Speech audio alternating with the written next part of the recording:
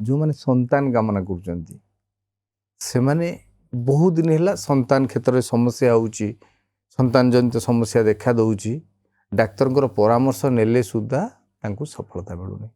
यही दिन होची बहुत पवित्र दिन। यही दिन देवदेव महादेव को अभिषेक करने सहित माँ पार्वती को वस्त्र प्रदान कले संतान क्षेत्र में शुभ फल मिलता है।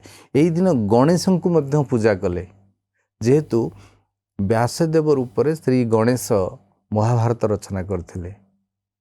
यही दिन जदि गणेश को पूजा करा जाए जो माने कि पाठ पढ़ुंट मन रोनी अनेक समस्या तैयारी हो जो जीवन में भावुं पिला पाठ पढ़ुनी तेज गणेश को पान यही दिन अर्पण कले पान रे महू लगे एवं लवंग एवं गुजरात देकरी दुईटी पान गणेश को अर्पण करेंगे से गोटे पान आणिकी पिला खायापी देवे देखिए तार स्मृति शक्ति बढ़ एवं यही अक्षय तृतीय हनुमान को पानर हार प्रदान कले